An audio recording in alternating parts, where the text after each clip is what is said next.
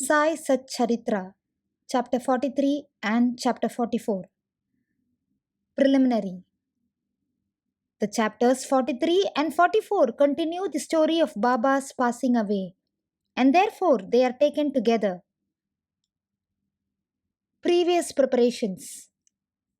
It is the general practice amongst the Hindus that when a man is about to die, some good religious scripture is read out to him with the object that his mind should be withdrawn from worldly things and fixed in matters spiritual, so that his future progress should be natural and easy. Everybody knows that when King Parikshiti was cursed by the son of a Brahmin rishi and was about to die after a week, the great sage Sukha expounded to him the famous Bhagavat Puran in that week. This practice is followed even now, and Gita, Bhagavat, and other sacred books are read out to dying persons. Baba, being an incarnation of God, needed no such help, but just to set an example to the people, he followed this practice. When he knew that he was to pass away soon, he ordered one Mr. Vase to read Rama Vijaya to him. Mr. Vase read the book once in the week. Then Baba asked him to read the same again day and night, and he finished the second reading in 3 days. Thus, 11 days passed. Then again he read for 3 days and was exhausted. So Baba let him go and kept himself quiet. He abided on his self and was waiting for the last moment. 2 or 3 days previous, Baba had stopped his morning peregrinations and begging rounds and sat in the masjid. He was conscious to the last and was advising the devotees not to lose heart. He let nobody know the exact time of his departure. Kaka Sahib Dikshit and Shriman Bhuti were dining daily with him in the masjid. That day, on 15th October, after Arati, he asked them to go to their residence for dining. Still a few, namely Lakshmibai Shinde, Bhagoji Shinde, Bayaji, Lakshman Bala Shimpi, and Nana Sahib Nimondkar remained there. Shama was sitting down on the steps. After giving ₹9 to Lakshmibai Shinde, Baba said that he did not feel well there in the masjid and that he should be taken to the Dagadi or stone vada of Booty, where he would be all right. Saying these last words, he leaned on Bayaji's body and breathed his last. Bhagoji noticed that his breathing had stopped, and he immediately told this to Nana Sahib Nimondkar, who was sitting below. Nana Sahib brought some water and poured in Baba's mouth. It came out. Then he cried out loudly, "Oh Deva!" Baba seemed just to open his eyes and say, "Ha," in a low tone. But it soon became evident that Baba had left his body for good. The news of Baba's passing away spread like a wildfire in the village of Shirdi, and all people, men, women, and children ran to the masjid and began to mourn this loss in various ways. Some cried out loudly, some wallowed on its streets, and some fell down senseless. Tears ran down from the eyes of all, and everyone was smitten with sorrow. Then the question arose, how to dispose of Baba's body? Some said that the body should be interred in an open space and a tomb built over it. Even Kushalchand and Amir Shakar shared this opinion. But Ramachandra Patil, the village officer, said to the villagers with a firm and determined voice, "Your thought is not acceptable to us. Baba's body should be nowhere placed except in the Vada." Thus, people were divided on this point, and discussion regarding this point went on for 36 hours. On Wednesday morning, Baba appeared to Lakshman Mama Joshi in his dream and drawing him by his hand said, "Get up soon. Bapu Sahib thinks that I am dead and so he won't come. You do the worship and the Kakad Aarti or morning Aarti." Lakshman Mama was the village astrologer and was the maternal uncle of Shama. He was an orthodox Brahmin and daily first worshipped Baba in the morning and then all other village deities. He had full faith in Baba. After the vision, he came with all the puja materials and, not minding the protests of the Maulvis, did the puja and the Kakad Aarti with all due formalities and went away. Then at noon, Bapu Sahib Jog came with all others and went through the noon Aarti ceremony as usual. Paying due respect to Baba's words, the people decided to place his body in the Vada and started digging the central portion there. In the evening of Tuesday, the sub-inspector came from Rahata and others from other places turned up, and they all agreed to the proposal.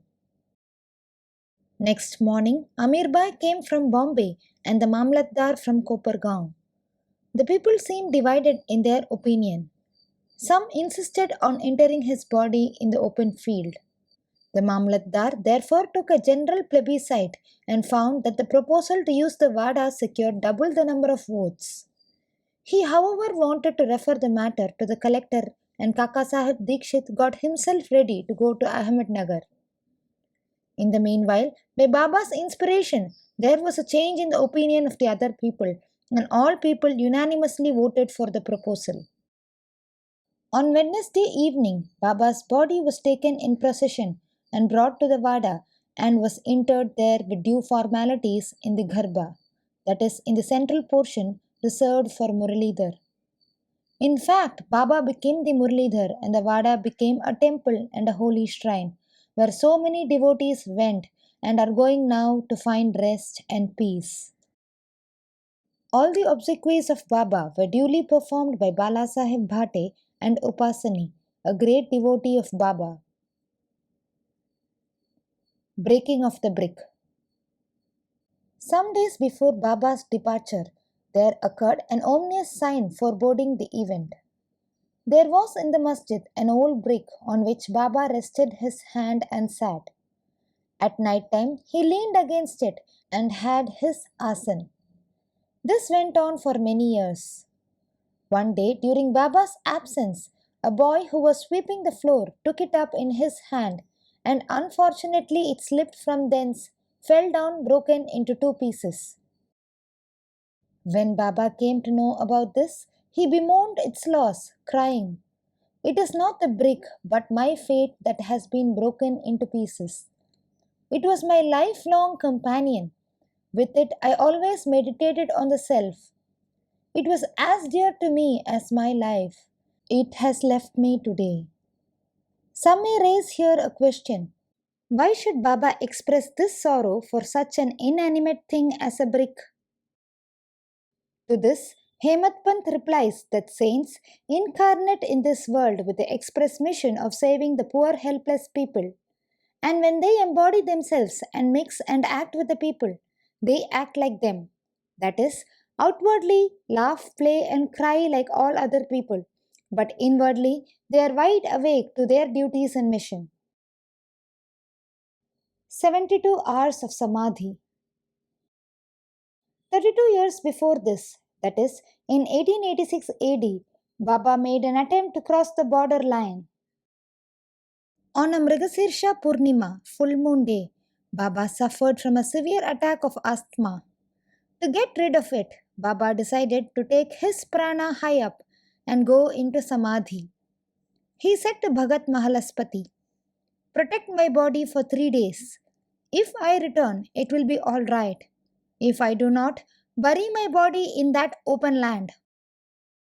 Pointing to a land, he said, "and fix 2 flags there as a mark." Saying this, Baba fell down at about 10 p.m. His breathing stopped as well as his pulse. It seemed as if his prana left the body. All the people, including the villagers, came there and wanted to hold an inquest and bury the body in the place pointed by Baba. But Mahalaspati prevented this. With Baba's body on his lap, he sat full 3 days guarding it. After 3 days passed, Baba showed signs of life at 3 a.m. His breathing commenced. The abdomen began to move. His eyes opened and stretching his limbs, Baba returned to consciousness and life again. From this and other accounts, let the readers consider whether Sai Baba was the 3.5 cubits body that he occupied for some years and that he left thereafter, or was he the self inside? The body composed of the five elements is perishable and transient, but the self within is the thing, absolute reality, which is immortal and intransient. The pure being, consciousness or Brahma, the ruler and controller of the senses and the mind, is the thing, Sai. This pervades all things in the universe, and there is no space without it. For fulfilling his mission, he assumed the body, and after it was fulfilled, he threw away the body, the finite aspect, and assumed his infinite aspect. Sai ever lives, as also the previous incarnation of God Datta, Sri Narasimha Saraswati of Gangapur. His passing away is only an outward aspect, but really he pervades all animate and inanimate things and is their inner controller and ruler. This can be and is even now experienced by many who surrender themselves completely to him and worship him with wholehearted devotion. Though it is not possible for us to see Baba's form now, still, if we go to Shirdi, we shall find his beautiful lifelike portrait adorning the masjid. This has been drawn by Shamrao Jaikar, a famous artist and well-known devotee of Baba. To an imaginative and devout spectator, this portrait can give even today the satisfaction of taking Baba's darshana. Though Baba has no body now, he lives there and everywhere and will affect the welfare of the devotees even now as he was doing before when he was embodied. Saints like Baba never die. Though they look like men, they are in reality God Himself. Bapu Sahib jogs sannyas. Hemadpant closes this chapter with the account of Jog's sannyas. Shakaram Hari, alias Bapu Sahib Jog, was the uncle of the famous Varkari Vishnu Bua Jog of Pune. After his retirement from government service in 1909 AD, he came and lived in Shirdi with his wife. He had no issue. Both husband and wife loved Baba and spent all their time in worshipping and serving Baba. After Megha's death, Bapu Sahib daily did the Aarti ceremony in the masjid and Chavadi till Baba's Mahasamadhi. He was also entrusted with the work of reading and explaining Jnaneshwari and Eknathi Bhagavat in Sateswada to the audience. After serving for many years, Jog asked Baba, "I have served you so long. My mind is not yet calm and composed. How is it that my contact with saints has not improved me? When will you bless me?"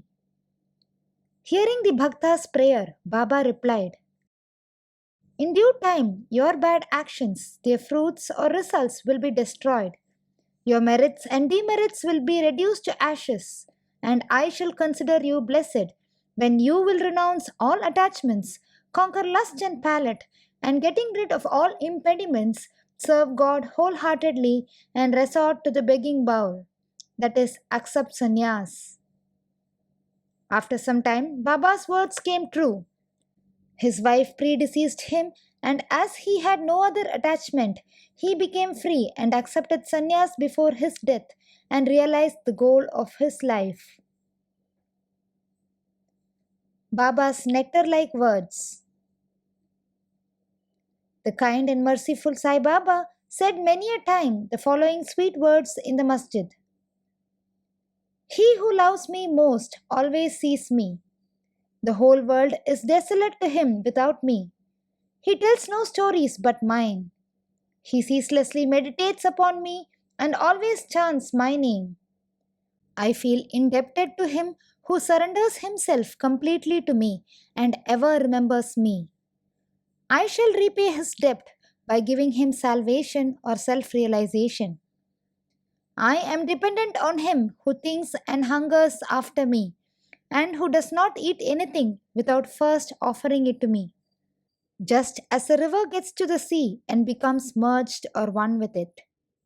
So, leaving out pride and egoism, and with no trace of them, you should surrender yourself to me, who am seated in your heart. Who is this me? Sai Baba expounded many a time who this me or I he referred to is. He said, "You need not go far or anywhere in search of me. Barring your name and form, there exists in you, as well as in all beings, a sense of being or consciousness of existence. That is myself. Knowing this, you see me inside yourself, as well as in all beings. If you practice this, you will realize all pervasiveness and thus attain oneness with me." Hemadpant therefore makes a bow to the readers and requests them humbly and lovingly that they should love and respect all gods, saints, and devotees. Has not Baba often said, "He who carps and cavils at others pierces me in the heart and injures me, but he that suffers and endures pleases me the most." Baba thus pervades all beings and creatures and besets them on all sides. He likes nothing but love to all beings. Such nectar, pure auspicious ambrosia, always flowed from Baba's lips. He therefore concludes, "Those who lovingly sing Baba's fame and those who hear the same with devotion, both become one with Sai." Bow to Sri Sai. Peace be to all. Please join me in spreading the life and teachings of Sai Baba to many more people by sharing this video and adding your valuable comments below. Om Sai Ram.